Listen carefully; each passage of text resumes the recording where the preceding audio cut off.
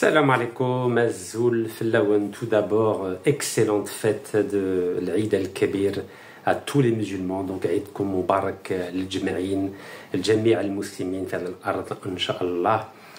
Certains ont fêté la plus grande fête spirituelle musulmane avec le sourire, d'autres avec les larmes. Et quand je parle de larmes, évidemment, je parle à nos sœurs, à nos frères de Gaza, qui, depuis le mois d'octobre 2023, vivent un véritable naufrage, un véritable désastre, une véritable tragédie dans l'indifférence générale des 7 milliards d'humains sur cette terre et de l'indifférence des 1,8 milliard de musulmans qui, depuis hier, ont fêté cette obligation rituel qui est celle de, ensemble, honorer ce pacte avec le Très-Haut, c'est-à-dire Allah subhanahu. Je sais que certains, notamment nos voisins de l'Ouest, n'ont pas pu fêter l'Eid al-Kabir pour des raisons liées à la baisse de la pluviométrie. En effet, depuis quelques années, il y a des problèmes de sécheresse en Afrique du Nord. C'est vrai que cela n'a pas été le cas pour l'Algérie, car, alhamdoulilah, nous avons des revenus liés aux ressources naturelles du gaz et du pétrole et qui permettent d'atténuer la dimension capricieuse de la nature, bien que cela ne soit pas toujours évident. Alors, évidemment, j'ai une pensée pendant cette période spirituelle importante pour tous les musulmans du monde, à celles et ceux qui n'ont pas la paix, à celles et ceux qui n'arrivent pas à dormir tranquille la nuit, à celles et ceux qui redoutent le lever du soleil. Et évidemment, je pense à nos frères et sœurs palestiniens qui vivent une tragédie. Une tragédie contre laquelle on a l'impression d'être toutes et tous impuissants. Comment se fait-il qu'avec 1,8 milliard de musulmans sur cette terre, il nous soit impossible d'aider, de soutenir ces quelques 8 à 9 millions de Palestiniens qui sont opprimés par un génocidaire dans un État qui compte à peine 9 millions d'habitants sur 7 milliards d'humains sur cette terre? Comment c'est possible ça? 7 milliards d'humains, 1,8 milliard de musulmans, on n'est pas capable de faire entendre raison un petit État qui a à peine la taille d'une wilaya algérienne, et à la tête de cet État, il y a un génocidaire qui fait la pluie et le beau temps. On est impuissant, vous vous rendez compte? Vous savez, ce cas de figure est symptomatique d'une triste réalité que le nombre, au final, ça ne sert à rien. Ce n'est pas le nombre qui compte, c'est la qualité et la puissance. Vous savez, au XVIIe, au XVIIIe siècle, la plus grande puissance mondiale, c'était un tout petit pays, un tout petit peuple, la Grande-Bretagne. Quelques millions d'habitants. Ce petit pays, ce petit peuple, avec ses quelques millions d'habitants, a dominé le monde entier, notamment grâce à sa formidable marine. Et aujourd'hui, nous avons un tout petit pays, avec ses quelques millions d'habitants, qui a décidé de violer la légalité internationale, qui a décidé de commettre un véritable génocide, dont le chef est poursuivi par un mandat d'arrêt international que personne ne veut appliquer. Donc il n'y a plus de morale, il n'y a plus d'humanité, il n'y a plus de droit international, il n'y a plus rien. Et nous sommes en 2025 et nous venons de fêter la plus grande fête spirituelle de l'islam, c'est-à-dire l'Eid al-Kabir. Et nous ne pouvons rien faire. Vous savez, ça doit nous interroger sur cette indifférence, sur cette impuissance. Alors avons-nous le droit d'être heureux alors que d'autres sont malheureux? Évidemment qu'il faut distinguer les choses. Vous savez très bien qu'il y a le jour, il y a la nuit. Et les deux font partie de la nature, de la même façon que le bonheur se vit en même temps et parallèlement au malheur. Pour le meilleur et pour le pire, n'est-ce pas? Et là, je m'adresse à toutes celles et ceux qui ont décidé de se marier. Quand on se marie pour le meilleur et pour le pire. Et quand on a la foi pour le meilleur et pour le pire. Et en effet, le pire est à Gaza et le meilleur est à Alger, à Riyad, à Bagdad, à Jakarta, à New York, à Paris, à Rome, à Sydney, à Buenos Aires. Bref, il y a des drames qui se jouent aujourd'hui, pas simplement à Gaza, aussi en République démocratique du Congo, aussi en Libye, aussi à Beyrouth, aussi en Ukraine, aussi en Russie. On a l'impression que l'être humain n'évolue pas. Pourtant, j'ai appris jadis à l'école, notamment avec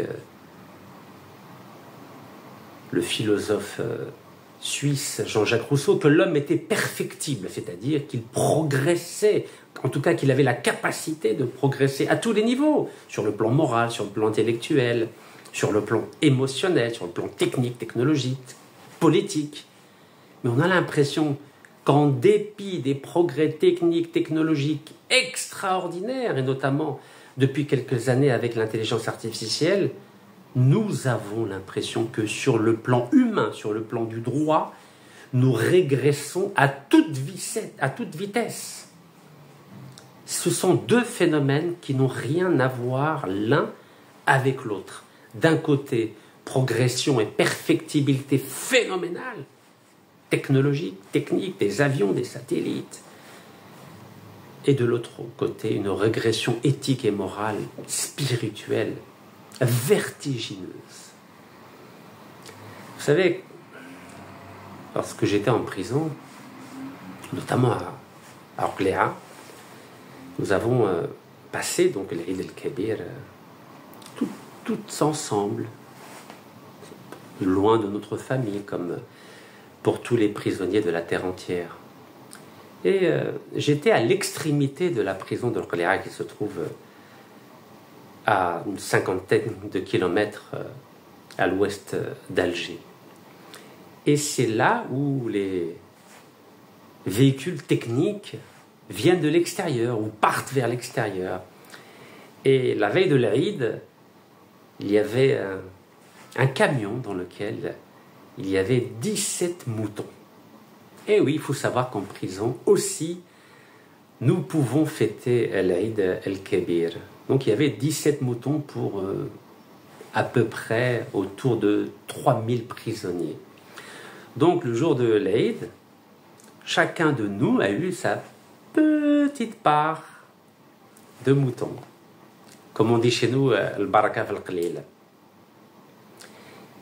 Oui, certains n'ont même pas pu avoir ce petit morceau de mouton, non seulement dans notre pays, mais dans d'autres pays dans le monde entier, car tout le monde n'a pas les moyens, évidemment, d'acheter ou un mouton ou 1 kilo de viande, car en effet, le prix de la viande est devenu très cher, et en dépit des efforts très importants du gouvernement algérien et de son président Abdelmajid Tebboune, en effet, ce n'est pas toujours évident de fêter l'Eid el-Kébir.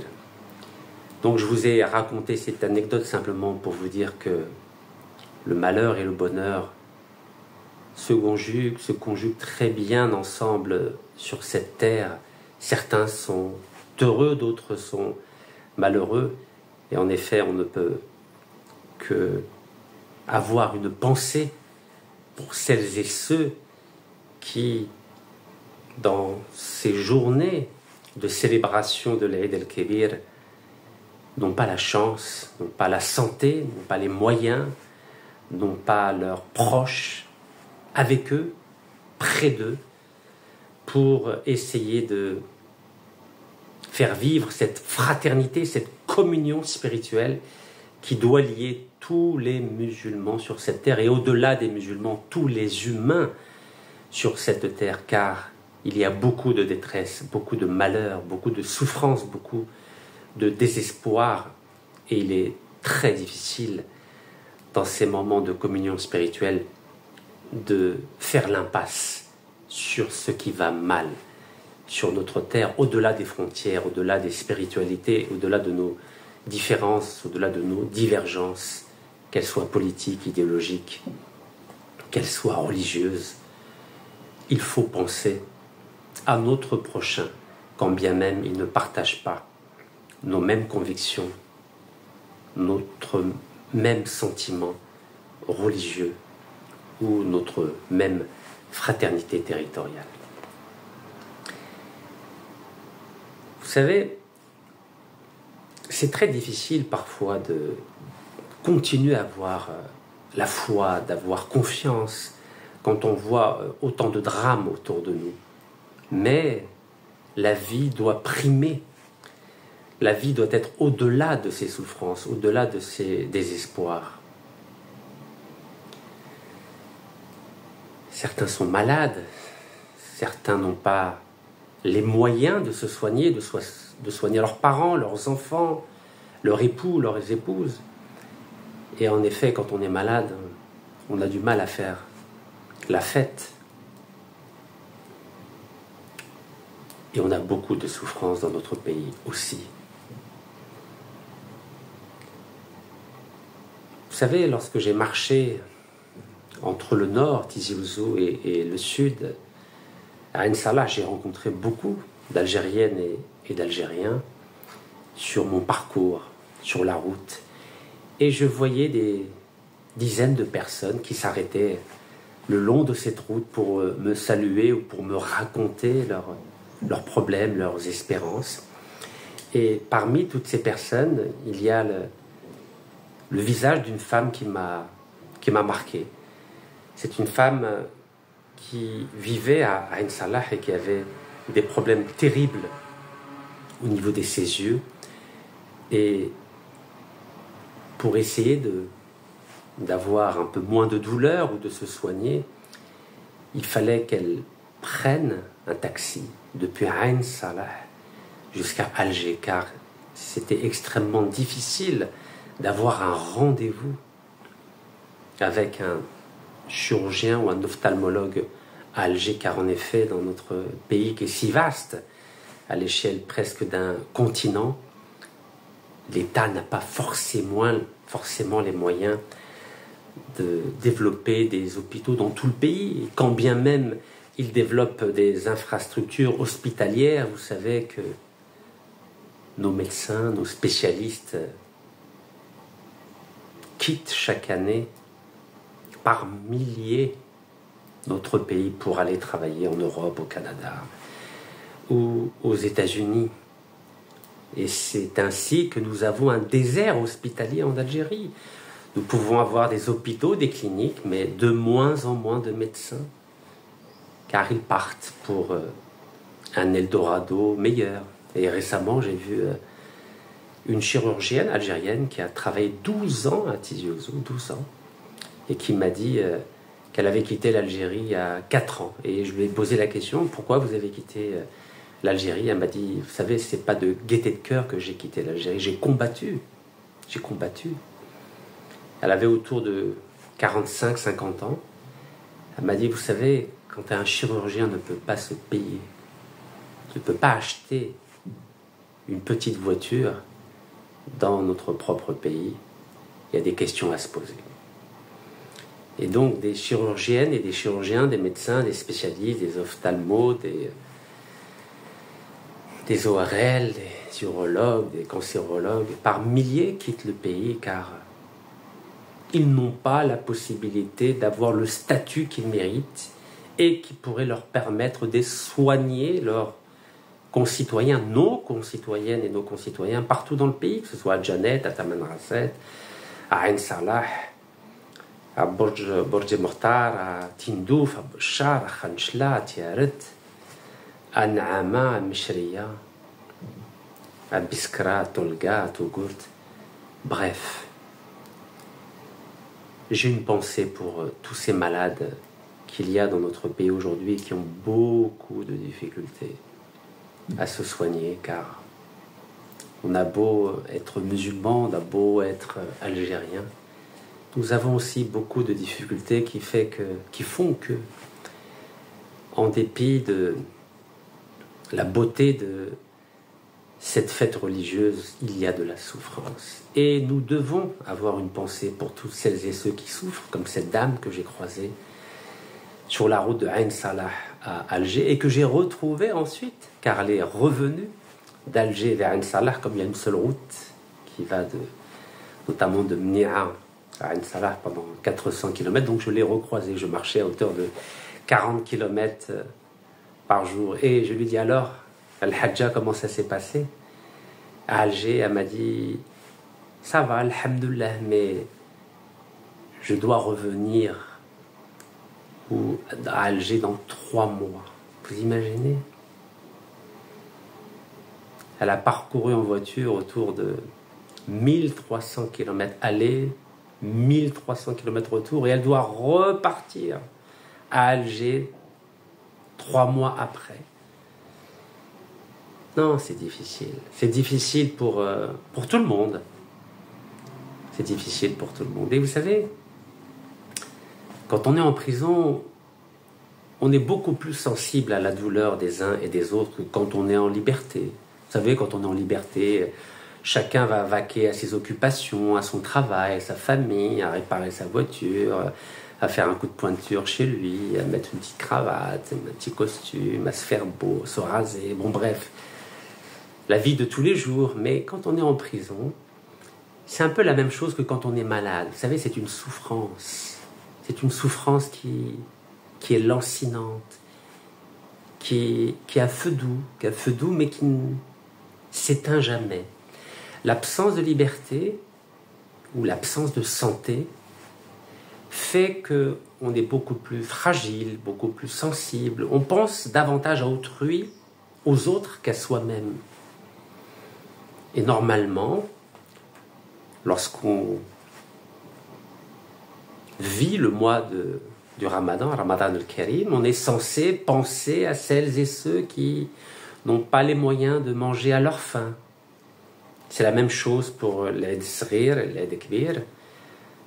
Ces 2 fêtes spirituelles ont pour objectif de nous aider, de nous inviter, de nous encourager à penser à celles et ceux qui souffrent, qui ne sont pas bien dans leur peau, dans leur âme. Alors oui, je veux profiter de la célébration de l'Aïd el-Kébir pour avoir une pensée pour toutes celles et ceux qui souffrent, ou de maladie, ou de tristesse, ou de désespoir, ou de la guerre, ou de la faim, ou de l'absence de projet, ou celles et ceux qui ont un mal-être, qui n'arrivent pas à être bien là où elles sont. Donc oui, je pense à toutes ces souffrances, et je voulais partager avec vous ce moment de communion pour vous inviter à penser, à donner de votre temps, de vos émotions, de votre écoute, car parfois il faut simplement écouter la souffrance de l'autre. Ça peut peut-être l'aider à défaut de se sentir mieux, de moins ressentir cette souffrance, cette tristesse, ce poids qui parfois est si lourd à porter et qui nous empêche de nous sentir légers. Donc voilà ce que je voulais vous dire aujourd'hui à l'occasion de l'Aïd el-Kébir. Barakallahu fikum.